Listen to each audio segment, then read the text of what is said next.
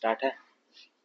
नमस्कार जोहार। अभी मौजूद है झारखंड के जमशेदपुर में। झारखंड के जमशेदपुर की वो सीट जमशेदपुर पूर्वी और पश्चिमी और सरयू राय जो कौतूहल का विषय बना हुआ था, जिस सीट पे संशय बनी हुई थी कि सरयू राय किस सीट से चुनाव लड़ेंगे, वो कौतूहल वो संशय अब खत्म हो चुका है, क्योंकि एनडीए गठबंधन ने जमशेदपुर पश्चिमी की सीट जदयू के खाते में डाल दी है।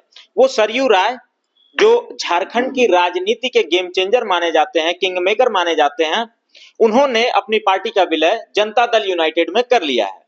अब जनता दल यूनाइटेड को जमशेदपुर पश्चिम की सीट मिली है, जहां से सरयू राय उम्मीदवार बनाए गए हैं जदयू के। एनडीए गठबंधन के हिस्सा हैं। बातचीत करेंगे इनसे, जानेंगे कि चुनाव को लेकर के क्या कुछ तैयारी है, क्योंकि लगातार यहां से इनके सामने जो प्रतिद्वंदी हैं इनके, वो है बन्ना गुप्ता, जो वर्तमान में स्वास्थ्य मंत्री भी हैं यहाँ के। कैसी चुनौती रहेगी, कैसी लड़ाई रहेगी, सब हम जानने की कोशिश करेंगे, बातचीत करेंगे। स्वागत है सर आपका। जी नमस्कार। आपको ढेर सारी शुभकामनाएं हमारी तरफ से। आप प्रत्याशी बनाए गए हैं जमशेदपुर पश्चिमी से। जी धन्यवाद। जमशेदपुर पश्चिमी सीट मेरे लिए अनजान नहीं है। पहले मैं यहाँ से ही विधायक होता रहा हूँ। पिछले बार विशेष परिस्थिति में मुझे जमशेदपुर पूर्वी से निर्दलीय के रूप में चुनाव लड़ना पड़ा था। अब एनडीए गठबंधन के नेताओं ने तय किया कि मैं फिर से पुरानी सीट पर जाऊं, वहां से चुनाव लड़ूं। मैंने उसको स्वीकार कर लिया।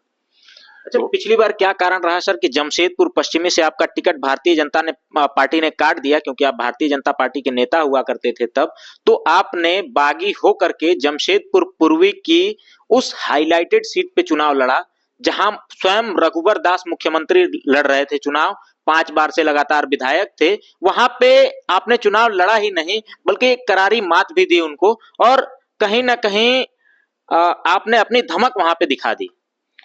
देखिए, मुझे कभी आदमी को स्वाभिमान पर चोट होता है, कोई व्यक्ति महसूस करता है कि मैं अपमानित हो रहा हूँ या मेरे साथ छल किया जाता है, तो ऐसी परिस्थिति में कोई एक विशेष निर्णय लेना पड़ता है। वैसा ही मेरे साथ हुआ था। मैंने कहा था पार्टी के नेताओं से कि भाई साहब, मुझे पता है कि मुख्यमंत्री चाहेंगे कि मुझे टिकट न मिले, मैं उनके कैबिनेट मंत्री हूँ, तो आमतौर पे ही होता है, जो मुख्यमंत्री चाहते हो होता है।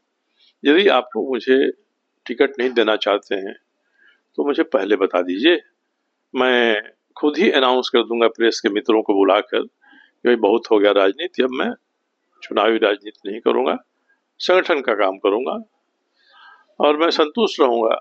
मगर लोगों ने बताया नहीं। 4 बार बैठक हुई, पहली बैठक, दूसरी बैठक, तीसरी बैठक, चौथी बैठक, सब में मेरी सीट पेंडिंग रख दी गई।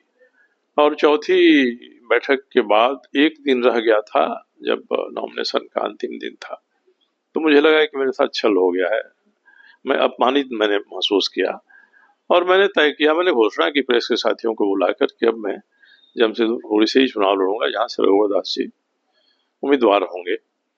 मैंने किया, मैं गया तो वहां देखा कि जनता मुझसे आगे है। जनता ने मुझे लपक लिया और चुनाव वहां की जनता लड़ी। मैं तो एक निमित्त मात्र था और संयोग है कि मैं चुनाव जीत गया।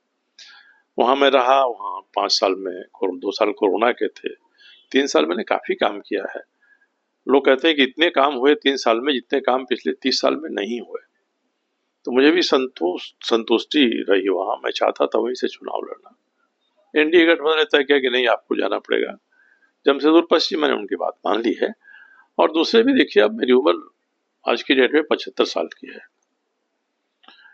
अब मैं चुनाव जीतता हूं तो 80 साल की उम्र हो जाएगी, तो उसके बाद कितना चुनाव लड़ेगा आदमी। शरीर भी साथ नहीं देता है एक सीमा के बाद। वैसे ठीक है कि मुझे कोई स्वास्थ्य की परेशानी नहीं है, ब्लड प्रेशर नहीं है, ब्लड शुगर नहीं है, कोई ऐसा रोग नहीं है, आदमी चल रहा है। तो मैंने 2005 में इसी जगह से आरंभ किया था चुनावी राजनीति इसमें झारखंड में। और मुझे लगता है कि इस बार का जो चुनाव है, तो उस प्रक्रिया की समाप्ति भी संभव है कि इस चुनाव से हो जाए। तो ये चुनाव मेरे लिए विशेष महत्व का चुनाव है और मैं जनता से भी अपील करूंगा कि भाई, आप जैसे पहले मेरे साथ खड़ा रहते थे, आप खड़ा रहिए और हम लोग इस चुनाव को जीतें। और मैंने उनको लक्ष्य दिया है कि हम लोग 50,000, कम से कम 50,000 वोट से ये चुनाव जीतें। इस तरह का कैंपेन करना, इस तरह की व्यवस्थाएं बनानी है। ये सीट थोड़ा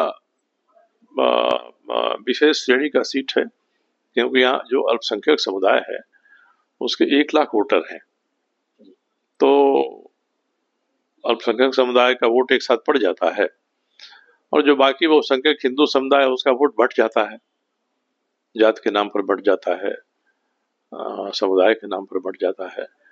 तो अल्पसंख्यक का वोट लेकर लोग चुनाव करके भी जीत जाते हैं।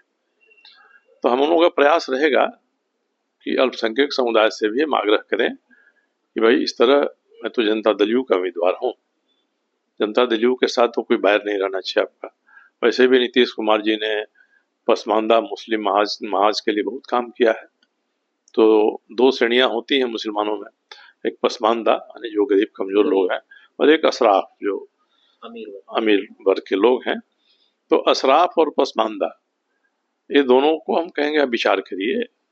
मुझसे कोई दुश्मनी या नफरत पालने की जरूरत नहीं है, और मुझे लगता है कि हम लोगों के बयान का असर होगा। पहले भी मैं मुस्लिम मोहल्लों में जाता था, मैं विधायक था, तो ऐसा नहीं कि वहाँ काम नहीं किया, मैंने बहुत काम किया। और मैं उनसे कहता था उस समय जब मैं भाजपा में था कि आप मेरा समर्थन करेंगे तो मैं अधिक वोट से जीतूंगा, आप मेरा समर्थन नहीं करेंगे तो मैं कम वोट से जीतूंगा, जीतना मुझे ही है। लेकिन हाँ, ये बात मैं उनसे साफ साफ कहता था। अब तो मैं जनता दल यू का उम्मीदवार हूँ, तो जनता दल यू के साथ उनकी भावना वैसी नहीं रहनी चाहिए, और हम प्रयास करेंगे कि बाकी जो समाज है उस समाज में भी एकता रहे।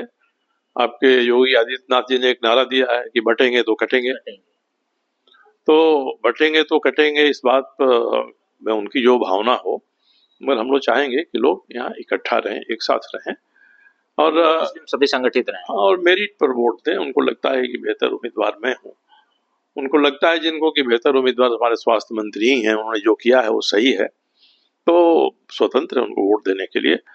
तो गुण दोष का विचार करके लोग वोट देंगे, तो मुझे लगता है कि मैं 50,000 से अधिक वोटों से यहाँ से विजयी होऊंगा।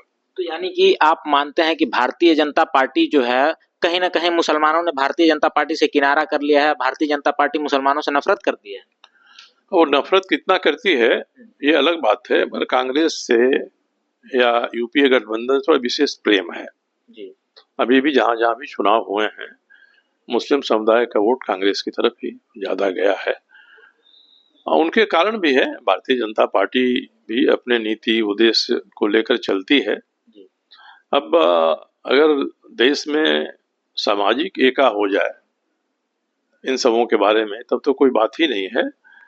मगर कभी कभी लगता है कि जो मुस्लिम समुदाय है वह जिसको कहते हैं कि वैश्विक स्तर पर हो रही घटनाओं से ज्यादा प्रभावित होता है, और देश उसके लिए सेकेंडरी हो जाता है, प्राइमरी वैश्विक घटनाएं होती हैं। आपका इशारा बांग्लादेश पे है? ये बांग्लादेश है या ईरान है या लेबनान है या फिलिस्तीन है, जहाँ भी होता है तो एक वैश्विक समुदाय के रूप में पहचान होने लगी है।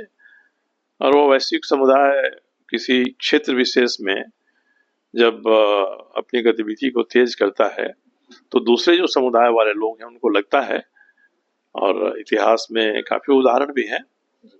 इकबाल ने ही लिखा था कि यूनान मिस्र रोमा सब मिट के जहाँ से कुछ बात है कि हस्ती मिटती नहीं हमारी। तो ये हस्ती है, ये हस्ती भी सोचने के लिए मजबूर होती है कि हमारी हस्ती कैसे मिटे नहीं। भारतीय जनता पार्टी इस हस्ती का प्रतिनिधित्व करती है। इस नाते हिंदू मुसलमान के बीच में जो तफरका है वह भारतीय जनता पार्टी और मुस्लिम समुदाय के बीच का तफरका बन जाता है। तो मुझे इससे कुछ लेना देना नहीं है। मैंने आपको जो आपने पूछा, मैंने आपके सवाल का जवाब दिया। मैं तो सबके पास जाऊंगा, बताऊंगा, गुण दोष के आधार पर आप निर्णय लीजिए, और मुझे लगता है कि ये लेना चाहिए। जमशेदपुर में एक अच्छा वातावरण रहे, सांप्रदायिक सद्भाव रहे, इसके लिए भी दूरियां घटानी चाहिए, सहमति के बिंदुओं का विस्तार करना चाहिए, असहमति के बिंदुओं को संकुचित करना चाहिए, उनका समाधान निकालना चाहिए। मैं तो पहले भी यही उनके क्षेत्र में कहते रहा हूँ, इस बार भी यही कहूँगा। सर, सियासी गलियारों में आपके बारे में चर्चाएं होती हैं लगातार, आपसे नेता डरते हैं, अधिकारी डरते हैं, कहीं ना कहीं आप उनका खेल बिगाड़ देते हैं। कहीं ना कहीं जमशेदपुर की अगर बात की जाए, कोई भी अधिकारी अगर घूस लेता है, कुछ गलत काम करता है, किसी पे दबाव बनाता है, किसी का शोषण करता है, तो कहीं ना कहीं डरता है कि कहीं ये मामला सरयू राय तक ना पहुंच जाए, क्योंकि सरयू राय ने ऐसे ऐसे कारनामे किए हैं ऐसे ऐसे मामलों को उजागर कर दिया है, जैसे मधु कोड़ा का मामला हो गया, ये तमाम वैसे जो मामले हैं उनको उजागर कर दिया है। आप इसे कैसे देखते हैं? देखिए, अपने क्षेत्र में या कहीं भी अगर कहीं जुल्म होता है, कमजोर है, गरीब है, तो मैं उसके पक्ष में खड़ा होता हूँ। दर्जनों उदाहरण है ऐसे, और इससे जो बड़े बड़े प्रभावशाली लोग हैं नाराज होते हैं। फिर भाजपा के सांसद ढोलू महतो मेरे खिलाफ नाराज हुए जी। और यहाँ आकर उन्होंने कहा अगड़ा पिछड़ा की बात करके कि भाई हम उनका खिलाफत करेंगे। कारण ये है कि मैं उनके गांव में उनका गोतिया देहात जो है, गरीब जो लोग हैं, उन पर उनका जुल्म हो रहा था। वो लोग मेरे पास आए, मैंने उनका मामला उठाया और सरकार से भी कहा कि जुल्म ठीक नहीं है, कोई मजबूत आदमी है, जुल्म करिए, ठीक नहीं है। तो मैं तो उनके गांव के उनके खास पट्टीदारों का ही मामला उठाया था। उनके पट्टीदार गरीब है, उनकी आवाज मजबूत नहीं है, सामने नहीं आती है, और ये सांसद हैं सब, इनकी आवाज सामने आ जाती है। तो कभी कभी लोग कहते हैं कि मैं एक खास समुदाय के बारे में, एक खास व्यक्ति के बारे में बोल दिया। मैं हमेशा ही कहता हूँ कि जो कमजोर है, जो अपनी सहायता नहीं कर सकता है, जो गरीब है, किसी समुदाय का है, किसी जाति का है, उसके साथ अत्याचार नहीं होना चाहिए। जबकि सच्चाई ये है कि उसी के खिलाफ ज्यादा अत्याचार होते हैं। तो मैं इन बातों को उठाता हूँ, जैसे सूचना मिलती है। मैं यहाँ टाटा स्टील के खिलाफ मैं बातें उठाता हूँ। मैं ही एक आदमी हूँ जो उठाता हूँ उनके खिलाफ की बातों को। मैं उनसे कहता हूँ कि देखिए, जो आपकी इंडस्ट्री है, आपका बिजनेस है, उससे मुझे कोई लेना देना नहीं है, उसमें आप जो करना हो करिए, मगर आपने जो कमिटमेंट यहाँ की जनता से किया है लिखित रूप में कि मैं जन सुविधाओं को मुहैया कराऊंगा, उसमें कोई कोताही होगी या उसको भी आप बिजनेस के रूप में चलाएंगे तो ये ठीक नहीं है। और मैंने उसको हमेशा ही कहा है कि जो समाज कल्याण के काम हैं वो बिजनेस के या व्यापार के दृष्टिकोण से नहीं चलाए जा सकते हैं, उसमें कल्याण का दृष्टिकोण होना चाहिए, लाभ की नियत उसमें नहीं होनी चाहिए। तो मेरी बराबर ठनते रहते हैं इनसे, मैं जब से हूँ तब से ठनते रहती है, और कई बार वो गलतफहमी होती है कि मैं उनके खिलाफ हूँ। पर मैं साफ साफ कहता हूँ कि मैं आपकी इंडस्ट्री के खिलाफ, आपके ट्रेड के खिलाफ, आपके बिजनेस के खिलाफ नहीं हूँ। जो समझौता आपने जन सुविधा के लिए किया है आम जनता से, उसमें अगर गरीबों से भी आप ज्यादा वसूली करेंगे तो ये ठीक नहीं है। तो इस नाते ही मैं हर जगह सक्रिय रहता हूँ, और जितने भी मुद्दे मैंने उठाया है, लालू प्रसाद जी तो हम लोगों के अभिन्न मित्र थे, पिछले चुनाव में उन्होंने मेरी मदद भी की थी।